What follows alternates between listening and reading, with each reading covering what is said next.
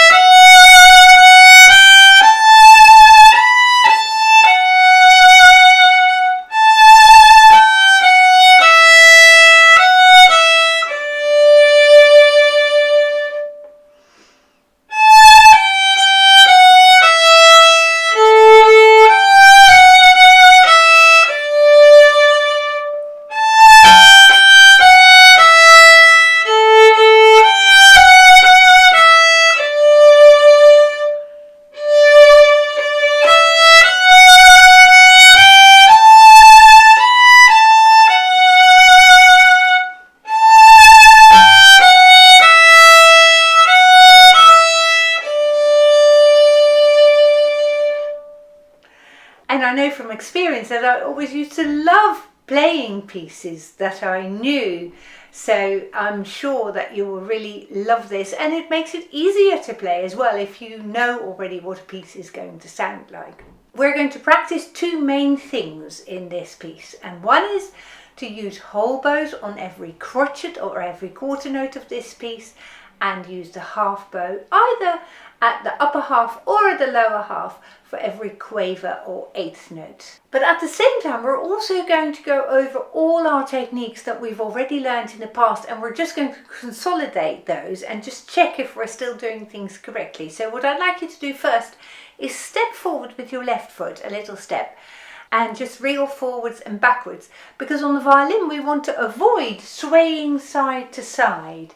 That's not good for your back and it's not good for violin playing. So on the violin we wriggle forwards and backwards. So your left foot steps forward because that is, you can probably imagine that supports the violin, which is on the left hand side of your body. Now why don't you join me playing it, and we keep that stance, and now we're going to add our long bows. So every crotchet, every quarter note is played with a long bow. I'll count us in for 4 and we're going to go up to the end of line 2.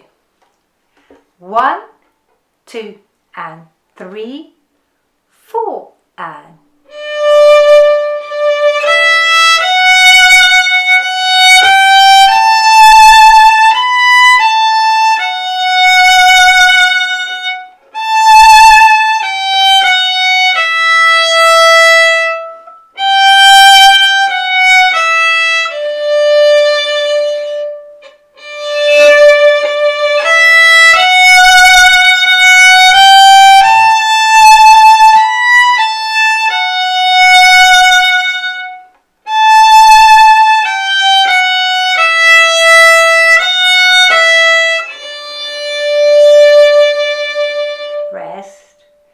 rest.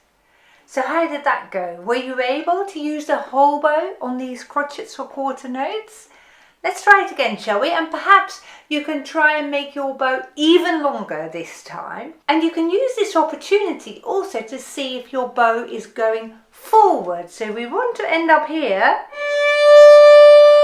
At the end of your first note, you want to end with your hand more or less straight in front of your tummy.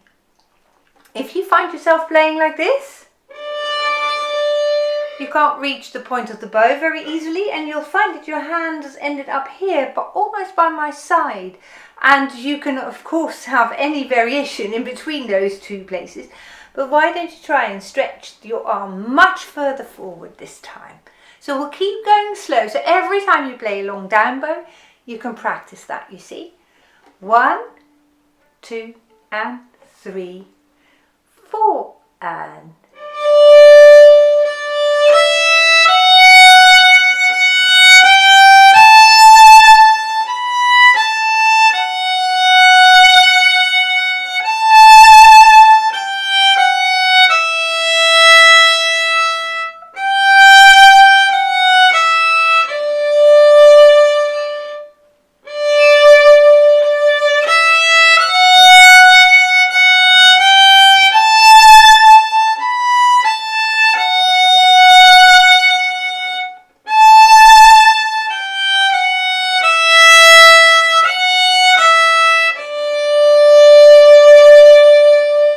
And are you straight in front right here when you finish?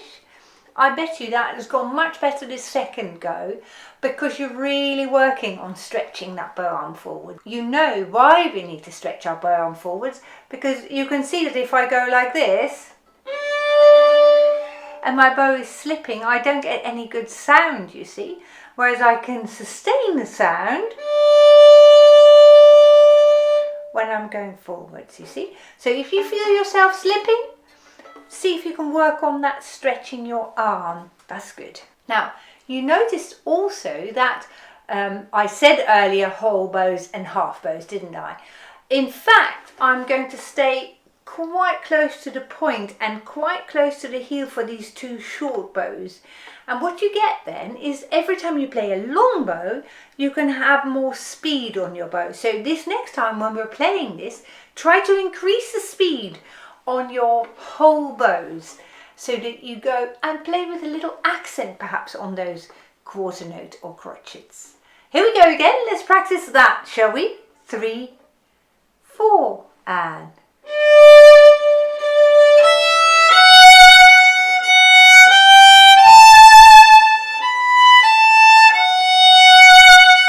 Now really fast. And here you go again.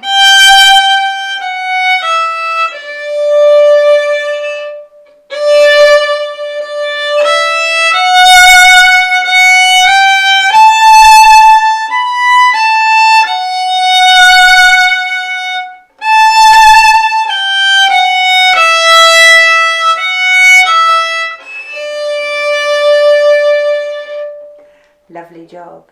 So you know, when you get a bit more pace on those, especially on those down bows, but also on those up bows, you get a really nice lilt to your music, and that's what we're after. So good job if you've been able to follow me on that.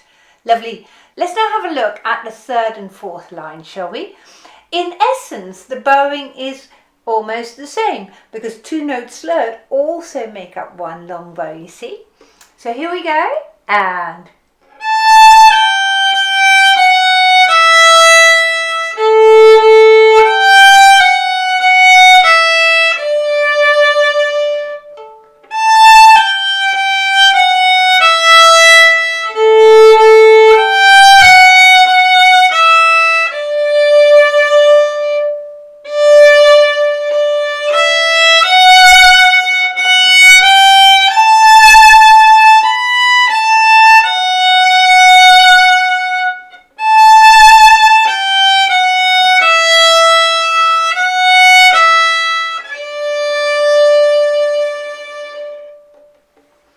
super.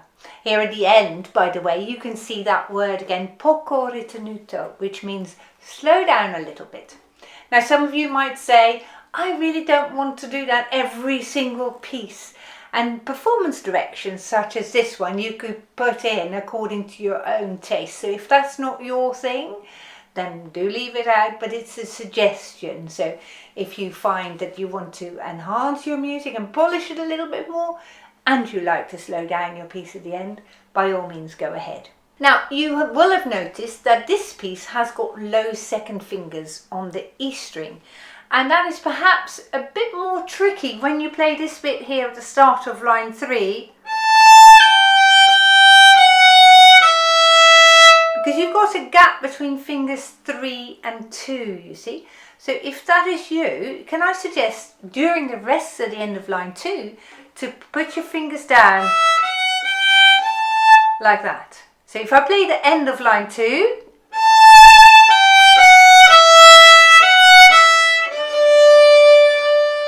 use the rest to get your fingers in gear so that you're ready to play. You see, you've got time there during the rests. Now that is coming along beautifully, isn't it? Let's practice lines 3 and 4 again. So let's get all your fingers in the right position. So you've got 3 fingers on the string when you started the 3rd line. And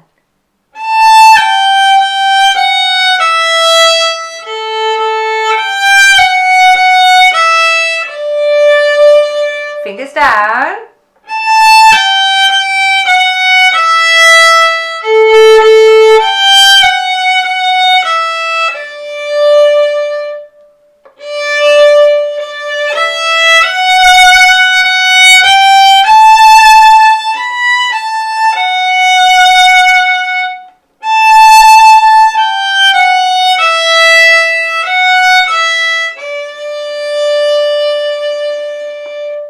Awesome. Now this last note we want to have spot on in tune. Of course we want to aim to play every single note of this piece in tune, but here on the last note you can check with your open D string whether you're okay.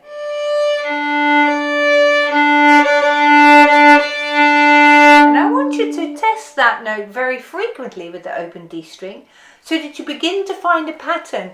Am I always playing that note slightly sharp, or are you always playing that note slightly flat? If you find a pattern, it's much easier to deal with this, isn't it? To make it better. So test it frequently.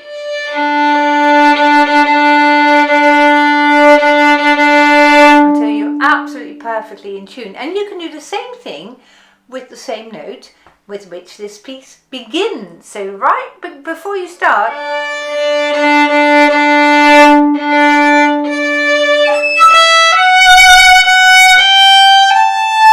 this note here, you can test with the open A string.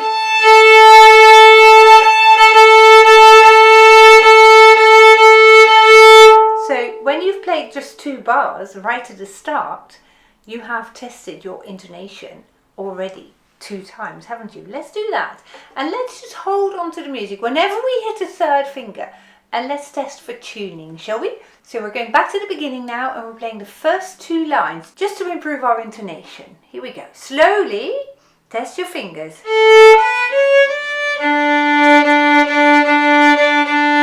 So we know for certain that our first note is going to be spot on in tune because you can test it before you even begin, can't you? 3, 4, and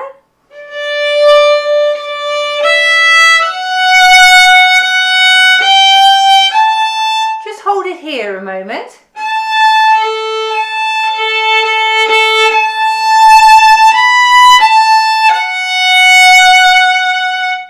And test it again. Carry on.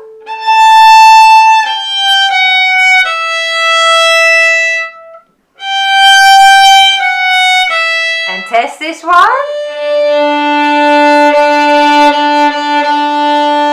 yes, carry on.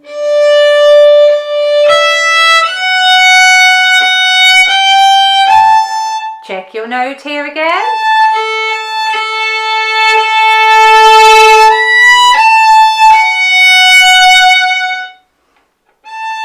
Test it again.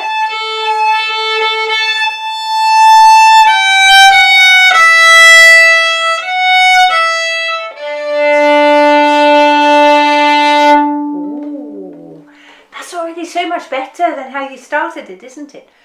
You will hopefully find that when you test very frequently with open strings, your hit rate, as I call it, the number of times that you hit that right on the spot so that you play perfectly in tune, will go up. So don't give up too easily, but see if you can assess whether you play, when you tune your note, whether you play too sharp or too flat, and try to find a pattern. Are you always flat or are you always sharp? And that way you can help the intonation a big time. So very good. For those of you who can play it already a little bit faster, let's play it one more time and let's just go for it and play it at a good pace.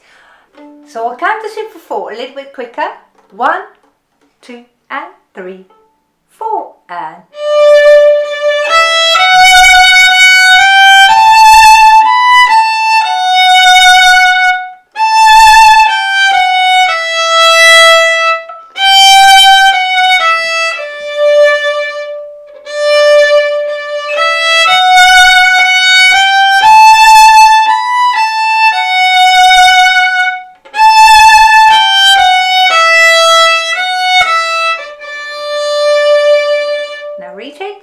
and